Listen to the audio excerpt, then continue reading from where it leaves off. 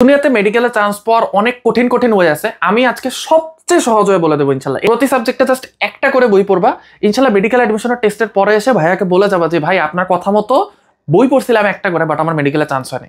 আমি যখন এইচএসসি বা ইন্টারে ছিলাম তখন আমি এতজনকে এত কিছু পড়তে দেখে আমি মাথায় একটা জিনিস সেট করে নিয়েছিলাম, ভাই আমি সবচেয়ে সহজ ওয়েতে, যেটা সবাই স্ট্যান্ডার্ড বলে সেই ওয়েতে আমি পড়াশোনা করব। যদি আমি চান্স না পাই তার মানে এই পুরো বাংলাদেশের যত টিচার আছে সবাই আমাকে যা বুঝাইছে এই পুরো জিনিসটাই হচ্ছে বোগাস। এইচএসসি 27 ব্যাচ, তোমাদের যাদের স্বপ্ন আছে মেডিকেলে ভর্তি হওয়ার, তারা দেখবা যে ভাইরা বলে ভাই বায়োলজিতে 7-8টা বই পড়তে হয়। বায়োলজি ফার্স্ট পেপারে হাসান স্যার, আজমল স্যার, দেন হচ্ছে মাজেদা ম্যাডাম, নাদিরা ম্যাডাম, তারপরে হচ্ছে তোমার কাজল ব্রাদার্স, ইত্যাদি ইত্যাদি আরো নানান বই আছে। বিকর্ণ স্যার একজন টিচারের বই আছে, আমার এক্স্যাক্টলি ওনার নামটা মনে পড়তেছে না, সরি। ওনার বড় একটা বই, বিশাল একটা বই, মোস্ট প্রবলি কাজল ব্রাদার্সেরই বই। এই বইগুলো ওনারা দেখা যায় যে শুধু বায়োলজির জন্য পড়ে। ফার্স্ট পার্ট সেকেন্ড পার্টের জন্য এরকম 7-8টা করে বই পড়ে। ফিজিক্সের জন্য তপন স্যার, ইসাক স্যার, তারপরে তোমার তোফাজ্জল স্যার, কেমিস্ট্রির জন্য Kabir sir, Guha sir, Hazari sir. But আসলেই মেডিকেলে চান্স পাওয়ার জন্য কি এত কিছু লাগে? দেখো, আমি তোমাদেরকে জাস্ট আজকে 3টা স্টেপে বলে দিব যে মেডিকেলে অ্যাডমিশনে সবচেয়ে সহজে চান্স পাওয়ার জন্য তুমি কোন কোন বইগুলা পড়বা। তো তোমরা যদি মেডিকেল অ্যাডমিশন সহ এইচএসসির যাবতীয় সকল গাইডলাইন এবং ক্লাস নিয়ে আরো ভিডিও চাও, তাহলে অবশ্যই কমেন্ট বক্সে লেখো নেক্সট ভিডিও এবং এই ভিডিওটা শেয়ার করে দাও। ওকে, সো প্রথমেই বলে নেই, প্রত্যেকটা সাবজেক্টের একটা করে জাস্ট বই পড়বা, এটা একদম মাথায় ঢুকানো। এবং সেটা কোন কোন বই, আমি আজকে যেই বইগুলো বলে দিচ্ছি একদম হুবহু দাড়ি কমা সহ জাস্ট সেই বই। মেডিকেলে যত কঠিন কোশ্চেন আসুক, যত সহজ কোশ্চেন আসুক, ইনশাল্লাহ তুমি চান্স পাবা। ওকে, আচ্ছা, তো প্রথমে কেমিস্ট্রি হচ্ছে হাজারি স্যার। কেন হাজারি স্যার? কারণ হাজারি স্যারের বইয়ের মধ্যে 100% সব আছে। তুমি যদি কবির স্যারের বই পড়তে চাও, কবির স্যারের বইয়ে কিছু কিছু ইনফরমেশন মিসিং আছে। তার মানে কেমিস্ট্রিতে কিন্তু আমাদের বইয়ের থেকে সরাসরি লাইন অনেক সময় তুলে দেয়, বাট কবির স্যারের বইয়ের থেকে সরাসরি লাইন তুলে দেয় না। ওই যে বইয়ের থেকে সরাসরি লাইন তুলে দেয়, ওটা তুলে দেয় হাজারি স্যারের বই থেকে। সো কবির স্যারের বই পড়লে তোমার কিছু নলেজে গ্যাপ থাকবে। আর গুহ স্যারের বই আমি সিম্পলি একটা সেন্টেন্সে বলি, সহজ কথায় আমি তোমায় ভালোবাসি, এটাকে উনি ঘুরায় পেঁচায় 1 কিলোমিটার লম্বা করে লিখছে। সো ওই বই পড়তে গেলে তোমার মাথা হ্যাং হয়ে যাবে। এবং গুহ স্যারের বইয়ে, গুহ স্যার আমার গ্রুপের টিচার ছিল নটরডেম কলেজে, ওনার বইয়ে উনি হচ্ছে, এটা কেন বললাম কারণ ওনার সরাসরি ক্লাস আমি করে আসছি, এই জন্যই আমি ওনার বইয়ের বিশ্লেষণটা করতেছি। ওনার বইয়ের মধ্যে অনার্সের অনেক টপিক উনি তুলে দিচ্ছে, ঠিক আছে, এবং এটা উনি নিজের মুখে আমাদের বলছে। সো কোনো দরকার নেই গুহ স্যারের বই, মাথা ঠান্ডা রাখো। কারণ মেডিকেল অ্যাডমিশনে তোমাকে একসাথে 5-6টা সাবজেক্ট একসাথে মাথায় নিয়ে যেতে হবে 1 ঘন্টায়। ওই টাইমে তোমার কোনটা হাজারি স্যারের ইনফরমেশন, কোনটা কবির স্যারের ইনফরমেশন, কোনটা হচ্ছে গুহ স্যারের ইনফরমেশন মাথায় থাকবে না। সো তোমাকে চেষ্টা করতে হবে যত কম ইনফরমেশন নিয়ে পরীক্ষার হলে যাওয়া যায়। তাহলে প্রথমে হচ্ছে কেমিস্ট্রি গেল, এবার আসে বায়োলজি। বায়োলজিতে একটা করে বই। First paper Hasan sir, Abul Hasan sir, second paper হচ্ছে তোমার আজমল স্যার। এই 2টা বই বাদে আর কোনো বই এখন না।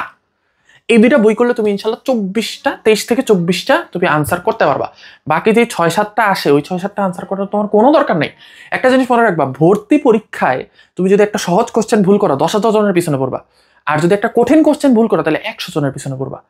তার মানে সহজ কোশ্চেন ভুল করলে তোমার চান্স মিস হয়ে যেতে পারে, বাট কঠিন কোশ্চেন মিস করলে তোমার চান্স মিস হবে না কিন্তু ইনশাল্লাহ। বোঝা গেছে? আচ্ছা, এবার আসো হচ্ছে আমাদের নেক্সট যেটা, সেটা হচ্ছে ফিজিক্স।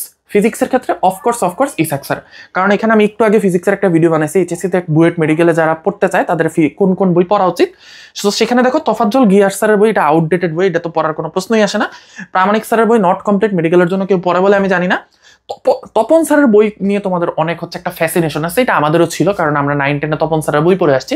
বাট তপন স্যারের বইয়ের সমস্যা হচ্ছে ওনার বইয়ের থেকে মেডিকেলে কোশ্চেন করা হয় না, মেডিকেলের টিচাররা কোশ্চেন করা হচ্ছে ইসাক স্যারের বই থেকে। সো এটা হচ্ছে ওনার একটা প্যারা। আমি বলি প্যারাটা কই খাবা তোমরা? ধরো কয়েকটা জিনিসের মান দেয়া আছে, ঠিক আছে, ধরো কিছু তাড়িৎ চুম্বকের মান দেয়া আছে, বা ধরো হচ্ছে ওই যে কি জানো আমি ভুলে গেছি, তোমার ডাইপোল ধ্রুবকের মান দেয়া আছে কিছু জিনিসের। সো তুমি তপন স্যারেরটা মুখস্থ করে গেলে দেখবা পরীক্ষার হলে ওই মান মিলতেছে না, কারণ ওই অপশনে যে মানগুলো দিচ্ছে মানগুলো ইসাক স্যারের বই থেকে তুলে দেয়া, ঠিক আছে। সো এই জন্য তোমরা অবশ্যই মেডিকেলে জাস্ট ইসাক স্যারের বই পড়বা। ওকে, ফাইন। তাহলে আমাদের বই মেইন 3টা সাবজেক্টের হয়ে গেল। ম্যাথ তো আসে না। এবার আসো ইংলিশ আর জিকে। জিকের ক্ষেত্রে অলওয়েজ মনে রাখবা, তুমি যদি খুব বেশি পড়াশোনা করে যাও তাহলে 10-এ 9 পাবা, যদি খুব খারাপ পড়াশোনা করে যাও তাহলে 10-এ 4 থেকে 5 পাবা। তাহলে কি করতে হবে? মিডিয়াম লেভেলের পড়াশোনা করতে হবে, যাতে 10-এর মধ্যে অন্তত 7 থেকে 8 তুমি পাও। সো জিকের জন্য কি করবা? উন্মেষের একটা জিকে বই বেরোয় মেডিকেল অ্যাডমিশনের আগে, এটা এখন পড়ার দরকার নেই। উন্মেষের যে জিকে বইটা আছে ওই জিকে বইটা পড়ে ফেলবা। কেন ভাইয়া দুনিয়াতে এত বই থাকতে কেন উন্মেষের কথা বললেন? দেখবা জয়কলি বলে যে 100-তে 100 কমন, মানে 10-এ 10 একদম ওইখান থেকেই আসছে জিকে। বাট ওইখানে প্যারাটা হচ্ছে ওই 10টা কমন ফালাইতে গিয়ে ওরা তোমারে 10,000 তথ্য মুখস্থ করায়। বাট উন্মেষ সেটা করে না। সে কি করে? সে তোমাকে 150 ইনফরমেশন দিবে, ওই 150 ইনফরমেশন থেকে তোমার 7-8টা কমন আসবে। ভাই তোমার 7-8টা কমন আসলে ইনশাল্লাহ না, ওই 7-8টাও বাংলাদেশের তোমার 99.99% স্টুডেন্ট পারে না। এই জন্য কিন্তু মেডিকেলে চান্স হয় না, ঠিক আছে? সো উন্মেষের জিকে বইটা পড়ে ফেলবা। ইংলিশের জন্য আমার পার্সোনাল ফেভারিট বই ছিল অ্যাপেক্স ইংলিশ। উনি হচ্ছে নটরডেম ইউনিভার্সিটির টিচার, ওনার বইটা খুবই সুন্দর। অথবা কম্পিটিটিভ ইংলিশ গ্রামার, এই দুইটার মধ্যে যে কোনো একটা। আর যদি শর্ট টাইমে প্রিপারেশন নিতে চাও, আমি বলতেছি তুমি যদি ভালো প্রিপারেশন নিতে চাও তাহলে অ্যাপেক্স ইংলিশ, এবং সেখান থেকে তুমি বিসিএস এর কোয়েশ্চেন এবং ঢাকা ইউনিভার্সিটি সহ তোমার জাহাঙ্গীরনগর ইউনিভার্সিটি, এইসব বড় বড় ইউনিভার্সিটির কোয়েশ্চেনগুলো সলভ করবা। সরকারি চাকরি পরীক্ষার বিভিন্ন হচ্ছে কোয়েশ্চেন সলভ করবা, ব্যাংকের পরীক্ষার কোয়েশ্চেন সলভ করবা। আর যদি তুমি সহজে প্রিপারেশন নিতে চাও তাহলে মেডিকোর একটা ইংলিশ বই বেরোয়, ওইটা তুমি একটু দেখতে পারো, ঠিক আছে? মেডিকোর ইংলিশ বইটা সুন্দর। এবার আসো মেডিকেল কোয়েশ্চেন ব্যাংকের জন্য কোনটা ভালো। আমার কাছে মেডিকেল কোয়েশ্চেন ব্যাংক পার্সোনালি ভালো লাগছে হচ্ছে মেডিকোরটা, কারণ মেডিকোতে টপিক ওয়াইজ কোয়েশ্চেন দেওয়া থাকে, উন্মেষেরটাতে টপিক ওয়াইজ দেওয়া থাকে, টপিক ওয়াইজ দেওয়া থাকে না, উন্মেষেরটাতে সাল ওয়াইজ দেওয়া থাকে। এটা আমার মোটেও পছন্দ না। তাহলে মেডিকোর ওইখানে টপিক ওয়াইজ কোয়েশ্চেন দেওয়া থাকে যে এই টপিক থেকে মেডিকেলে কি আসছে। আর মেডিকেলের কোয়েশ্চেন কিন্তু খুবই কম, 100-100টা করে তোমার গত 5-6 বছরের কোয়েশ্চেন, কারণ 16-17 সালে তো সিলেবাস চেঞ্জ হয়ে গেছে, তাই না? সো খুবই কম কোয়েশ্চেন, তোমার মেডিকেল হয়তো 700-800 কোয়েশ্চেন আছে। আর যদি তোমরা আরো ব্যাখ্যা সহ জানতে চাও কোয়েশ্চেন, তাহলে হচ্ছে জয়কলির কোয়েশ্চেনটা, মানে কোয়েশ্চেন ব্যাংক যেটা সেটা নিতে পারো। বাট জয়কলির কোয়েশ্চেন ব্যাংকের সংবিধিবদ্ধ সতর্কীকরণ, আমি বিচিত্রা টিচিত্রা, মানে পদার্থ বিচিত্রা, কেমিস্ট্রি, রসায়ন বিচিত্রা, তারপরে গণিত বিচিত্রা, উচ্চতর গণিত বিচিত্রা, সেটা হচ্ছে জয়কলির কিনতে বললাম। আমি মেডিকেলের ক্ষেত্রে বই কিনতে বলি না জয়কলির, বা বায়োলজি বিচিত্রা কিনতে বলি না, কারণ হচ্ছে ওদের এখানে প্রচুর ভুল থাকে, ঠিক আছে? বাট তুমি যদি মানে কয়েকবার পড়ো তাহলে তুমি ভুল অটোমেটিক্যালি বুঝে ফেলবা যে ভাই এই জায়গাতে ভুল আছে। সো আমার ইনশাল্লাহ এরকম প্যারা হয় না ইনশাল্লাহ। আচ্ছা, সো আমাদের মেডিকেলের কি কি বই লাগে সেটা হচ্ছে হয়ে গেল। এবার আসো সেকেন্ড পয়েন্ট, কম পড়াশোনা করবা। খুব বেশি পড়াশোনা করার দরকার নেই। তুমি যখন খুব বেশি পড়াশোনা করতে যাবা তোমার ব্রেন সেটা নিতে পারবে না। তুমি মানো আর না মানো, আমাদের ব্রেনের ক্যাপাসিটি লিমিটেড। তুমি তোমার ব্রেনে ধরো 10,000 তথ্য মুখস্থ করে তুমি মেডিকেল অ্যাডমিশন টেস্টে বসতে পারবা।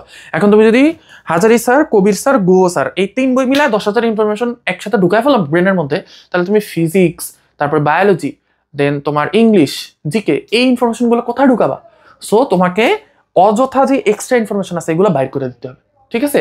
বেশি পড়াশোনা করতে গেলেই ধরা খাবা। এবার হচ্ছে থার্ড জিনিস, ভাই এই যে অনেকে বলে যে এক্সট্রা রাইটারের বই পড়তে হবে বা এক্সট্রা ইনফো বিভিন্ন কোচিং থেকে দেয়, কি করব? দেখো ম্যাক্সিমাম কোচিং থেকে যে এক্সট্রা ইনফোগুলো দেয়, এই এক্সট্রা ইনফোগুলো খুবই ইনএক্সপিরিয়েন্সড টিচার দিয়ে বানায়।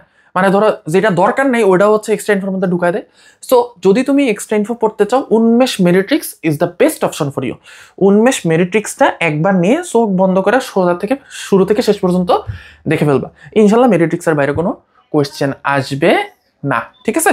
সো আমি ফার্স্ট যখন আমি মানে এটাকে কাজ করা স্টার্ট করছি, আমি কিন্তু উন্মেষ দিয়ে কাজ করা স্টার্ট করছি। সো আমি দেখছি উন্মেষ থেকে ধরো মোটামুটি 100টা কোশ্চেনের মধ্যে 75টা কোশ্চেন তো হচ্ছে আমাদের সময় আসতো মেডিকেলে সায়েন্সের সাবজেক্টগুলো থেকে, সেখান থেকে মোটামুটি মোরলেস 64-65টা কোশ্চেন কমন পড়ে। এবং 75টার মধ্যে তুমি যদি ভাই ইনশাল্লাহ 60টা আনসার করতে পারো, 60টা আনসার করলে ধরো তোমার মানে 57-58 থাকবে। দেন ইংলিশ আর জিকে মিলে, আমাদের সময়ের টাইম বলতেছি, ইংলিশ জিকে মিলায় তুমি যদি হচ্ছে ধরো 18-19 পাইতা, তাহলে হচ্ছে 78-79 পায় তোমার ঢাকার মধ্যে কোনো মেডিকেলে চান্স হয়ে যেত। সো অলওয়েজ টার্গেট লাগবে তোমার ঢাকার মধ্যে কোনো মেডিকেলে চান্স পাইতে হবে, ঠিক আছে? নট ঢাকা মেডিকেলে আমি ফার্স্ট হবো বা সলিমুল্লাহ মেডিকেলে আমি চান্স পাবো, এই ধান্দা করতে গেলে, বা সোহরাওয়ার্দী মেডিকেলে চান্স পাবো, এই ধান্দা করতে গেলে তোমার মেডিকেলে চান্সই হবে না। সবসময় লক্ষ্যটা হচ্ছে অ্যাচিভেবল রাখবা। যখনই তুমি চিন্তা করবা যে আমি একদম টপ রেজাল্ট করবো, আমি মানে একদম ফার্স্ট হবো মেডিকেল অ্যাডমিশন টেস্টে, তখন দেখবে তুমি অযথা অনেক কিছু পড়াশোনা করতেছো। আর অযথা অনেক কিছু পড়াশোনা করলে হচ্ছে পরীক্ষার হলে গিয়ে তোমার মেইন বেসিক ইনফরমেশন তুমি ভুলে যাবে। ওই কথাটা বললাম, সহজ কোশ্চেন ভুল করলে পিছনে পড়বা 10,000 জনের, আর যদি কঠিন কোশ্চেন ভুল করো তাহলে পিছিয়ে পড়বা হচ্ছে 100 জনের। সো কোন কোশ্চেনটা ভুল করবা বা কোন কোশ্চেনটা ছাড়বা এটা হচ্ছে তোমার ডিসিশন, এবং বুদ্ধিমানেরা কিন্তু কঠিন কোশ্চেনটাই ছাড়ার প্ল্যান করবে। সো তোমরা যদি এরকম আরো প্রত্যেকটা টপিকের ভিডিও চাও তাহলে অবশ্যই কমেন্ট বক্সে নেক্সট ভিডিও লেখো এবং এই ভিডিওটা শেয়ার করে দাও।